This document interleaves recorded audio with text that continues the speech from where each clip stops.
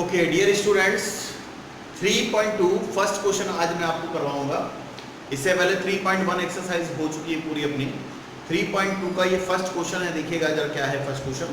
3.2 10th class में 3.2 का जो ये हमारा एक्सरसाइज है उसमें जो पहला क्वेश्चन है वो ऐसा है, from the pair of the linear equation in the following problems and find their solution graphically. हमें कुछ प्रॉब्लम्स दे रखी हैं, उनका सॉल्यूशन हमें ग्राफिकली पता करना है। देखिए क्वेश्चन पहला प्रॉब्लम क्या है, 10 student of the class 10th took part in a mathematics quiz. Mathematics की क्विज एग्जाम हो रही है, क्विज का मैथमेटिक्स की क्विज हो रही है। उसमें 10 स्टूडेंट्स की बात हो रही है, 10 स्टूडेंट्स हैं, ठीक है। इसमें लिखा है if the number of girls is 4 more than the number of boys. देखिए क्वेश्चन को आप समझिए, क्वेश्चन में बोल रहे हैं students, number of students is 10 and girls क्या बता रहे हैं, if the number of girls is 4 more than the number of boys. यानी कि जो वहां पर जो ग्रुप था 10 बच्चों का, 10 बच्चों के ग्रुप में से 4, जितना भी अगर 50-50 बांट दे तो उसमें जो लड़कियां हैं वो लड़कों से 4 ज्यादा है, ठीक है, 4 ज्यादा है। इस तरह का केस है, यानी कि टोटल स्टूडेंट्स हमारे यहाँ पर कितने हैं, 10 है। लड़के और लड़की मिलके कितने हैं, 10 है। तो हमने लेट कर लिया कि भाई for let the number of girls is equal to x and let the boys is equal to y। अब दोनों मिला के कितने हो रहे हैं, x गर्ल्स होंगी, y बॉयज, x बॉयज होंगे, y गर्ल्स होंगी, इस तरह की बात करी गई है। दोनों मिला के x plus y is equal to कितना आ रहा है, 10 आ रहा है। अब देखिए यहाँ पर दूसरी इक्वेशन कैसे हमने, दूसरी इक्वेशन मैंने आपको बताया कि जो गर्ल्स है, इसमें ये क्वेश्चन बताया कि गर्ल्स जो है वो बॉयज से 4 ज्यादा है। तो देखिए हमने लिखा x is equal to y, क्योंकि गर्ल्स हमारी 4 ज्यादा है तो 4 यहाँ पर प्लस लगाएंगे तब इक्वेशन बैलेंस होगी। देखिए जैसे फॉर एग्जांपल ये हमने x गर्ल्स मान ली और हमारी, क्योंकि हमें ऑलरेडी मालूम है कि गर्ल्स 4 ज्यादा है, 4 हमने बॉयज मान लिए तो 4 बॉयज है, गर्ल्स ऑलरेडी मोर देन है बोला गया पहले से। इनको दोनों को बैलेंस करने के लिए कितने 4 कहाँ लगाना पड़ेगा बच्चों, यहाँ पर। इस तरह से ये इक्वेशन ऑलरेडी क्या होती है कि दोनों बैलेंस हो जाएगी, इसलिए यहाँ पर +4 लगा दिया। इस तरह से 2 इक्वेशन हमारी बनी जो हमारे क्वेश्चन में बोला गया था। उसके बाद इसके कुछ वैल्यूज हमें फाइंड करने, क्योंकि हमें सॉल्यूशन ग्राफिकली निकालना है। सॉल्यूशन का मतलब होता है x और y की वैल्यू को पता करना, ठीक है। जो इक्वेशन हमारी बनी हुई है x और y मिला के 10, यानी कि इसमें x की वैल्यू क्या है, that means how many girls and कितने बॉयज हैं, how many boys, y is equal to boys यानी हाउ मेनी बॉयज। अब देखिए चेक करते हैं, उसके लिए हमने ये पहले से वैल्यूज निकाली हुई है, आपको मैं इसका प्रूफ दिखा देता हूं। देखिए नॉर्मली पहली इक्वेशन के लिए लेते हैं, फर्स्ट इक्वेशन इस वाले के लिए लेते हैं। ये x प्लस वाई की वैल्यूज है हमारे, x plus y is equal to 10 के लिए है और ये x is equal to y plus 4 के लिए है। चलिए इसमें वैल्यू को रखते हैं, equation x plus y is equal to 10 दिया गया है बच्चों, तो x इज इक्वल टू क्या हो जाएगा, 10 माइनस y। चलिए x is equal to 10 minus y को हमने पुट कर लिया 5, पहले केस में हमने 5 ले लिया तो देखिए x का वैल्यू भी क्या आ गया हमारा 5, यानी देखिए 5 हो गया। इसी तरीके से यहाँ पर y की वैल्यू दोबारा नेक्स्ट केस में क्या है, y का वैल्यू 7 ले लेना है, यानी कि हम यहाँ y की जगह क्या रखते हैं बच्चों 7 रखते हैं, क्या हो जाएगा, देखिए आंसर क्या आ जाएगा 3, इसीलिए x का वैल्यू क्या आ गया हमारा 3। इसी तरह दूसरी क्वेश्चन में x is equal to y plus 4, x is equal to y plus 4। पहले केस में हमने y इज इक्वल टू मान लिया कि 2 है, 2 ले लिया, 2 प्लस 4, तो देखिए x इज इक्वल टू 6 आ गया, ठीक है। इसी तरीके से हमने यहाँ पर सेकंड केस में यहाँ पर क्या लेना है हमें 0, y की जगह पे क्या ले लिया बच्चों में 0। देखिए ये हमारी इक्वेशन है, y की जगह क्या ले लिया 0 प्लस 4, सो क्या आ गया 4, तो x का वैल्यू 4 आ गया। इसको अब हमें ग्राफ पे शो करना है, ग्राफ पे जब शो करेंगे तो देखिए किस तरह से आंसर आएगा।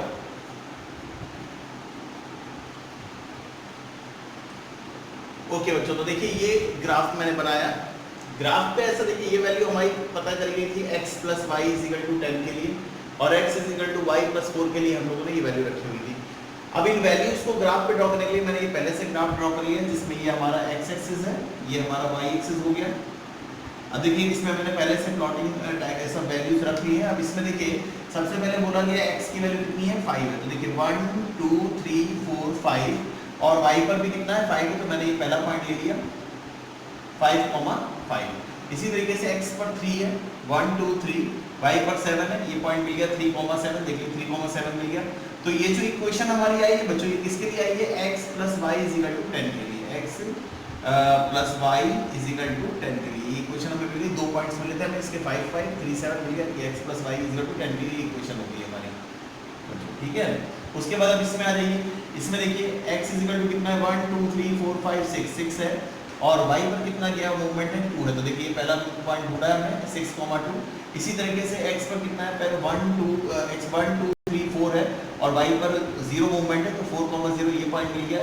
इधर से सब लाइन को हम लेके जा रहे हैं, देखिए ये हमारी लाइन जो है इसका इक्वेशन है लाइन x = y + 4 का। अब देखिए ये जो लाइन है और ये जो लाइन है जब आपस में कहीं पर जा रहे हैं, इनको आगे बढ़ाया जा रहा है, तो जहां पर इंटरसेक्ट हो रही है, देखिए इंटरसेक्ट कहां पर हो रही है 7,3 पे, देखिए ये 7 है और ये 3 है। तो जो इस इक्वेशन का कॉमन सॉल्यूशन आया है, वो जो सॉल्यूशन है, ये कॉमन सॉल्यूशन है वो क्या है 7,3। आप जब इसको ऑलरेडी अलजेब्रिकली तरीके से भी जब सॉल्व करेंगे तो 7,3 आएगा। अब आप जरा सोचिए, ये हमारा शुरुआत में जो इक्वेशंस हम लोग जब करा करते थे a1/a2 = b1/b2 = c1/c2 में, ये हमारा ये वाला केस है, a1/a2 does not equal to the b1/b2 में। आप चाहे इक्वेशन को चेक कर सकते हैं।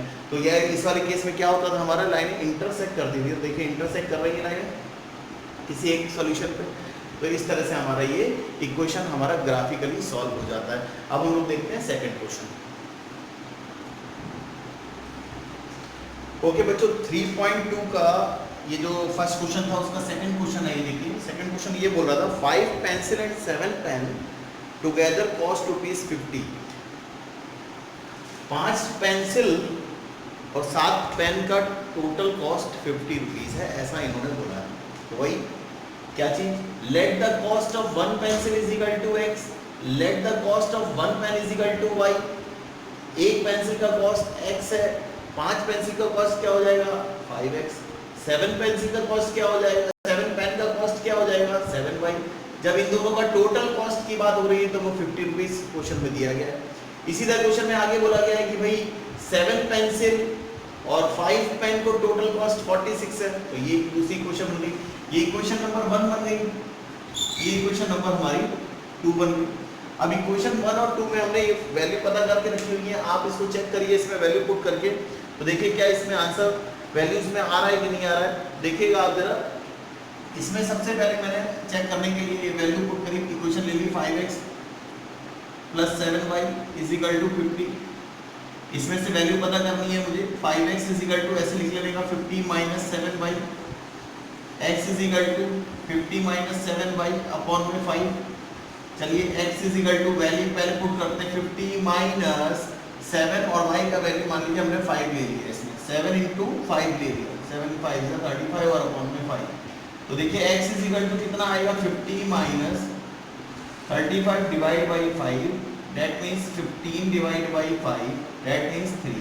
देखिए ऑलरेडी मैंने यहाँ पर x की वैल्यू 3, देखिए ये मैंने पहले से फाइंड करके रखी है, बट आपको इस तरह से फाइंड करनी पड़ेगी। अब हो सकता है इसमें कुछ वैल्यूज फ्रैक्शन फॉर्म में आए, तो आपको थोड़ा 2-4 अलग-अलग वैल्यू निकाल के इसको इस तरह से लेके आना पड़ेगा। तो देखिए x की वैल्यू 3 आ गई, y की वैल्यू 5 आ गई। इसी तरीके से अब इसमें दूसरा में क्या है 10 है, इसमें y का वैल्यू 0 रख के चेक कर लेते हैं, तो y की वैल्यू देखिए 0 है, यहाँ तक तो कॉमन ही जाएगा, यहाँ से आपका चेंज हो जाएगा, ये रख दिया 0, ठीक है, और यहाँ तो हमारा 5 ही आएगा, यहाँ पर 7 0 0 हो जाएगा, यानी कि यहाँ सब मिला के 50 आ गया, अपॉन में 5 आ गया, फ्रैक्शन करेंगे 10 आ गया। तो जब मैंने वैल्यू y का 0 लिया तो x का क्या मिल गया 10 मिल गया। इसी तरह से सिमिलरली इसको भी हम इस तरह से पता करेंगे। देखिए इसमें हम लोग वैल्यू पुट करते हैं, फिर से पहले इक्वेशन को लिख लेते हैं। इक्वेशन क्या है हमारी 7x + 5y = 46 है, इसमें 7x = 46 - 5y लिख लिया, x = 46 - 5y डिवाइड बाई 7 लिख लिया। अब वैल्यू पुट करके देख लेते हैं, यहाँ तक तो कॉमन ही रहेगा, यहाँ से वैल्यू बस पुट करना। देखिए पहले हमने इसमें क्या किया गया, y का वैल्यू 5 लिया गया है, तो मैं 5 रख के चेक कर लेता हूँ। 46 - 5 × 5 कितना हो जाएगा 25 अपॉन में 7। इसमें जिसको माइनस किया 7 में से 6 में से 5 गया 1, 4 में से 2 गया 2 और अपॉन में 7, तो कितना आ गया बच्चों 3। कैसे 3 आ गया, देखिए इसमें भी 3 आ रहा है ऑलरेडी। जब मैंने y का वैल्यू 5 लिया, x का वैल्यू 3 मिल गया। इसी तरह से दूसरी वैल्यू पुट करके चेक कर लेते हैं। यहाँ क्या रखना है -2 रखा हुआ है, -2 रख लेते हैं। कहाँ रखना है -2, यहाँ पर, सिर्फ यहाँ से चेंज होगा क्वेश्चन, बाकी तो कॉमन रहेगा। x = 46 - 5 × -2 और अपॉन में 7, ठीक है। अब देखिए x इज इक्वल टू यहाँ से क्या आएगा 46 माइनस माइनस प्लस हो जाएगा, ये 10 हो गया, ये आ गया। अब देखिए ये हो गया 56 डिवाइड बाई 7, तो कितना आ गया 7 8 सा, तो इसीलिए मैंने यहाँ पर ऑलरेडी 8 लिखा हुआ है। तो आपकी ये दो वैल्यूज भी बदल गई, और भी आप चाहें तो एक दो वैल्यू और निकाल सकते हैं, बट इतनी जरूरत नहीं पड़ेगी, इसमें हमारा ग्राफ बन जाएगा। अब हमारा आगे क्या क्वेश्चन है कि भाई सॉल्यूशन पता करना है, वो भी ग्राफिकली, तो इनको हम ग्राफ पे अब ड्रॉ करेंगे। अब देखिए आप देखिए बच्चों, अभी ये मैंने ग्राफ बनाया है, इसमें देखिए ग्राफ में मैंने ये x एक्सिस ले लिया, ये x एक्सिस हो गया हमारा, और ये y एक्सिस हो गया हमारा, ठीक है बच्चों। अब देखिए इस पर मैंने वैल्यूज पता है जो आप अभी करी थी मैंने, तो देखिए उस वैल्यूज को बस प्लॉट किया है। x पर 3 दिया गया है 1 2 3, y पर 5, देखिए y पर 5 तो यहाँ पर आ गया। फिर इसी तरह से x पर 10 है और y पर 0 है, तो यहाँ पे यहीं पर पॉइंट लिया 10,0। तो ये जो इक्वेशन बनी 10,0 और ये 3,5 किसके लिए बनी है हमारी 5x plus 7y is equal to 50 के लिए। इसमें दूसरे वाले में पॉइंट देखिए, दूसरे में भी 3,5 है, एक ही पॉइंट मिलेगा, और 8,-2, तो x पर 8 हो गया और -2 मतलब यहाँ पर आ गया, तो ये 8, जब इस लाइन को आगे तक लेके गए तो ये कॉमन जो पॉइंट था वहां से वो एक लाइन चली गई इस तरह से आगे। तो देखिए यहाँ पर भी एक हमको यूनिक सॉल्यूशन मिला, यूनिक सॉल्यूशन मिला, वो था हमारा 3,5। तो ग्राफिकली हम कह सकते हैं कि जो इसका सॉल्यूशन मिला हमें कितना मिला बच्चों 3,5। तो इस तरह से ये क्वेश्चन भी हमारा यहाँ पर फिनिश हो जाता है कि 3,5 हमें ग्राफिकली इसका सॉल्यूशन मिल गया। ये हमारा फर्स्ट का सेकंड क्वेश्चन भी इस तरह से फिनिश हो जाता है। अब हम देखते हैं इसका सेकंड क्वेश्चन।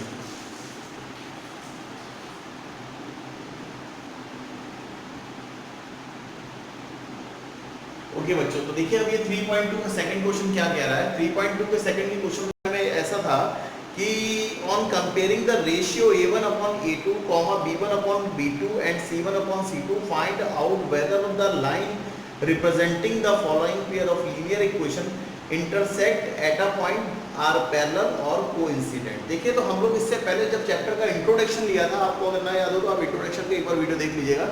इंट्रोडक्शन जब लिया था तो इंट्रोडक्शन में हमने कुछ बातें बताई थी कि जो भी लीनियर इक्वेशंस का जो पेयर दिया हुआ है उनके जो कोफिशिएंट्स हैं, दैट मींस ये कोफिशिएंट है, ये कोफिशिएंट है, यहाँ पर 4 और 6 है, इस वाले में 9 और 18 है, इस तरह से जो कोफिशिएंट्स हैं उनके रेशियोज निकालने के बाद अगर 3 कैटेगरीज आती हैं, जैसे याद करिए मैंने बताया था कि a1 upon a2 is equal to the b1 upon b2 does not equal to the c1 upon c2, ये वाला केस हो।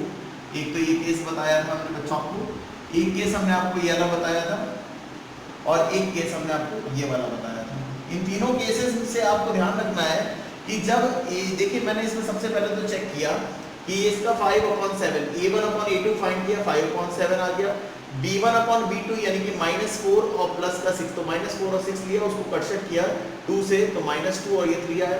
c1 upon c2 8/-9 आया। तो जब हमारा इस तरह का कैटेगरी बन गई कि a1 upon a2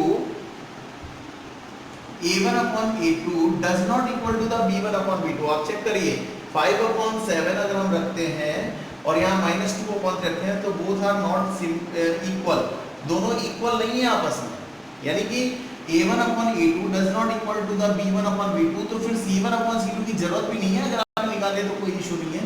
लेकिन a1 upon a2 does not equal to the b1 upon b2 आ गया, तो ये किस तरह का केस हो गया हमारा, इंटरसेक्टिंग लाइन का केस हो गया। दैट मींस ग्राफ के ऊपर कैसा कोई दो लाइनें बनेंगी जो आपस में किसी एक पॉइंट पर आप एक दूसरे को इंटरसेक्ट कर रही होंगी इस तरह से, ठीक है। तो इस तरह के इस केस में हमारा ये आंसर क्या आ गया, इंटरसेक्टिंग आ गया। इसी तरीके से अगर हम सेकंड क्वेश्चन इसमें दिया 9x + 3y + 12 = 0, ये क्वेश्चन दिया था, आप इसको जरा ध्यान से देखिए। 9 है उसका डबल 18 है, 3 है उसका डबल 6 है, 12 है उसका डबल 24 है, डबल हो सकता है, ट्रिपल हो सकता है, उससे कोई लेना नहीं है। लेकिन आप देखिए इसका रेशियो जो आ रहा है वो 1/2, देखिए आप a1 upon a2 किया 9 upon 80 मतलब 1/2, b1 upon b2 किया 3/6 मतलब 1/2, c1 upon c2 किया 12/24 1/2। तो आप क्या देख रहे हैं, रेशियो सब में सेम आ रहा है। या देखिए a1 upon a2 is equal to the b1 upon b2 is equal to c1 upon c2। इसका मतलब क्या है कि एक ही लाइन के ऊपर दूसरी लाइन होने वाली है। ग्राफ के ऊपर जब लाइन बनाएंगे, मान लीजिए अगर लाइन ऐसे जा रही है तो दूसरी लाइन भी इस सी पर जाती है, तो इस तरह की लाइन को हम क्या बोलते हैं, कोइंसिडेंट लाइन कहते हैं। इसके सॉल्यूशन कितने मिलते हैं, मैनी सॉल्यूशंस मिलते हैं। इसके सॉल्यूशन कितने मिलते हैं, ओनली यूनिक सॉल्यूशन, यानी कोई एक सॉल्यूशन मिलता है। इसमें सब एक ही के ऊपर सारी दूसरी लाइन के तो जितने भी सॉल्यूशन है वो दोनों लाइनों के लिए, इसलिए इसका केस में क्या होता है, मैनी सॉल्यूशन। इसके केस में क्या होता है, यूनिक सॉल्यूशन। थर्ड केस में देखिए, थर्ड केस में क्या है, 6 ये इक्वेशन दे रखी है, इसमें a1/a2 चेक किया 3/1 आया, b1/b2 चेक किया 3/1 आया, c1/c2 चेक किया तो 10/9 आया। दैट मींस यहां पर a1/a2 is equal to the b1/b2 does not equal to the c1/c2। और जब ऐसा केस होता है तो लाइन कैसी होती है, पैरेलल आती है। अगर ग्राफ पे आप बनाएंगे तो लाइन कैसी आएगी, हो सकता है एक लाइन ऐसे जा रही हो, एक लाइन ऐसे जा रही हो। अब जब पैरेलल लाइन है तो सीधी सी बात है, उनको कहीं पर भी आपस में एक दूसरे को काटती नहीं है, इंटरसेक्ट नहीं करती हैं, तो उनके कॉमन सॉल्यूशन या एक भी सॉल्यूशन उसका नहीं मिलेगा। इस तरह से हम लोग इस तरह के रेशियोज से ये पता कर सकते हैं कि जो भी इक्वेशन मिली है हमको उसके सॉल्यूशन मिलने वाले हैं या बहुत सारे मिलने वाले हैं या एक भी नहीं मिलने वाला है। इस तरह से आपका ये क्वेश्चन भी हमारा खत्म हो जाता है 3.2 का सेकंड क्वेश्चन। अब हम अगले क्वेश्चन देखते हैं। देखिए बच्चों, इसका 3.3 का थर्ड क्वेश्चन का फर्स्ट जो है, देखिए क्या है इसमें क्वेश्चन में, ऐसा बोला गया on comparing the ratio a1/a2, b1/b2 and c1/c2 find out whether the following pair of linear equation are consistent और इनकंसिस्टेंट। मैं आपको बता दूं, देखिए कंसिस्टेंट किसको बोलते हैं, जहां सॉल्यूशन निकले, यानी कि जहां पर देखिए तीन तरह की क्वेश्चंस होती हैं। कौन कौन सी, जिसमें एक सॉल्यूशन निकलता है, जिसमें मैनी सॉल्यूशंस निकलते हैं, और जिसमें एक भी सॉल्यूशन, जो लाइनें पैरेलल होती है उसमें एक भी सॉल्यूशन नहीं निकलते हैं। तो जो लाइनों के सॉल्यूशन निकलते हैं उनको हम बोलते हैं कंसिस्टेंट, और जिनके सॉल्यूशन नहीं मिलते हैं उनको बोलते हैं इनकंसिस्टेंट। ओके, तो देखिए इनकंसिस्टेंट कौन सी हो जाएगी, पैरेलल लाइन वाली, और कंसिस्टेंट कौन सी हो जाएगी, जिसमें यूनिक सॉल्यूशन और मैनी सॉल्यूशंस मिलते हैं। तो देखिए अब मैं इसको चेक करता हूं, तो जैसे ये हमने इससे एक क्वेश्चन लिया है, थर्ड का फर्स्ट क्वेश्चन लिया है 3x + 2y = 5, 2x - 3y = 7। Check करा, देखिए a1/a2 मतलब 3/2, b1/b2 मतलब 2/-3, c1/c2 मतलब 5/7। तो यहाँ चेक करता, वैसे ही a1/a2 does not equal to the b1/b2, तो वैसे ही आ गया, यानी कि किस टाइप का आंसर है, कंसिस्टेंट है। देखिए बच्चों, ये मैंने इसमें एक्स्ट्रा लिख दिया है, आपको रिवाइज हो जाए इसलिए। जो कंसिस्टेंट होता है उसमें वो इंटरसेक्टिंग अगर लाइन है तो उसमें एक सॉल्यूशन मिलेगा, और अगर एक सॉल्यूशन है तो वो कंसिस्टेंट लाइन होगी। इसी तरह से दूसरा क्वेश्चन लिया, दूसरा मैंने इसमें फर्स्ट किया है और थर्ड सेकंड को छोड़ दिया है, थर्ड करा है, क्योंकि वो आप प्रैक्टिस करिएगा। थर्ड क्वेश्चन भी क्या है, 3/2x + 5/3y = 7, 9x - 10y = 14। इसको चेक किया, a1/a2 मतलब 3/2/9। इसको जब सॉल्व करेंगे तो 3/2 ये चीज ऊपर जाएगी, इंटू 1/9 हो जाएगा। भाई कुछ नहीं होता है तो 1 होता है, जब इस पूरे को ऊपर लेके जाते हैं तो रेसिप्रोकल हो जाता है 1/9 = 3 × 1 = 3, 2 × 9 = 18, कट करने के बाद आया 1/6। इस तरह से b1/b2 भी चेक किया तो उसमें आया 1/-6। दैट मींस आप पहले ही चेक कर सकते हैं कि a1 c1/c2 फिर फाइंड करने की जरूरत नहीं है, पर आपने कर लिया, चलो कोई इशू नहीं है। यहाँ पर देखिए a1/a2 का मतलब है b1/6 और b1/b2 मतलब है 1/-6। So both are not equal. जहां इक्वल नहीं है वहां पर क्या हो गया, इंटरसेक्टिंग लाइन की बात हो रही है, और वहां पर एक ही सॉल्यूशन मिलेगा, और जब ऐसा होगा तो क्या होगा, कंसिस्टेंट होगा। ठीक है, देखिए इसका ग्राफ अगर बनाएंगे तो ग्राफ में कुछ ऐसा नहीं बनाएंगे जहां पर एक सॉल्यूशन मिलेगा। इस तरह इसमें भी यही था क्वेश्चन से में, कहीं पर कट होगा, यहाँ पर एक पॉइंट मिलेगा। तो जहां पर एक सॉल्यूशन मिलता है या मैनी सॉल्यूशंस मिलते हैं उनको हम कंसिस्टेंट कहते हैं। यहाँ पर एक सॉल्यूशन है, यहाँ पर भी एक सॉल्यूशन है, तो ये कंसिस्टेंट इक्वेशन हो गई। चलिए अगला इसका एक और क्वेश्चन देख लेते हैं, उसमें क्या है देखते हैं। देखिए बच्चों, अब ये क्वेश्चन है 3.2 का थर्ड का फोर्थ क्वेश्चन देखिए क्या, 5x - 3y = 11, -10x + 6y = -222। इसमें वही चेक करना है कि भाई a1/a2 या रेशियोज जो होंगे उसके बेस पर ये बताना है कि भाई कंसिस्टेंट है कि इनकंसिस्टेंट है। तो देखिए मैंने वही चेक किया, a1/a2 = क्या आएगा, 5/-10 कट के आ गया 1/-2, या फिर इसी को हम लोग -1/2 भी ले सकते हैं। b1/b2 आया -3/6 मतलब -1/2, c1/c2 आया 11/-22, दैट इज -1/2। तो आप क्या देख रहे हैं, a1/a2 b1/b2 = c1/c2, a1/a2 = the b1/b2 = the c1/c2, मतलब सब वैल्यू आपस में क्या आई है, इक्वल आई है। और जब इक्वल आती है तो क्या होता है, लाइन के ऊपर लाइन, दैट मींस ग्राफ का बनाएंगे तो एक लाइन है, दूसरी लाइन भी उसी के ऊपर ही बनेगी। ठीक है बच्चों, एक लाइन के ऊपर ही क्या होगा, हमारी दूसरी लाइन बनेगी। और जब ऐसा होता है तो सॉल्यूशन क्या होते हैं, मैनी सॉल्यूशन, बहुत सारे सॉल्यूशन है इसके, क्योंकि भाई सीधी सी बात है एक ही लाइन पे ये पॉइंट ये पॉइंट ये पॉइंट दोनों के लिए है, तो मैनी सॉल्यूशंस वाला केस हो जाता है। जब मैनी सॉल्यूशंस होता है तो उसको हम क्या बोलते हैं, कोइंसिडेंट, यानी कि जो पहले हमारे इंटरसेक्टिंग होता था, जहां एक सॉल्यूशन होता है उसको इंटरसेक्टिंग बोलते हैं, जहां एक भी सॉल्यूशन नहीं आता उसको पैरेलल बोलते हैं, और जहां पर मैनी सॉल्यूशन आते हैं उसको बोलते हैं कोइंसिडेंट। और ये लाइन कोइंसिडेंट है। अब उसके बाद इसका सॉल्यूशन मिल रहा है, जब सॉल्यूशन मिलता है तो उसको क्या बोलते हैं हम लोग, कंसिस्टेंट। जहां सॉल्यूशन मिल गया मतलब कंसिस्टेंट, जहां सॉल्यूशन नहीं मिला वहां पर इनकंसिस्टेंट। तो देखिए ये हमारे इस तरह से हो जाता है। देखिए फिफ्थ क्वेश्चन है, फिफ्थ क्वेश्चन में भी देखिए क्या है, इसमें 4/3 इक्वेशन दे रखी है। चलिए चेक कर लेते हैं। यहाँ पर a1/a2 चेक किया हमने, 4/3/2, तो क्या आ जाएगा बच्चों, 4 में जब इसको ऊपर लेके जाएंगे तो क्या आएगा 6, ये 2 इधर इसके साथ आ जाता है, तो 4/6 कट किया 2/3।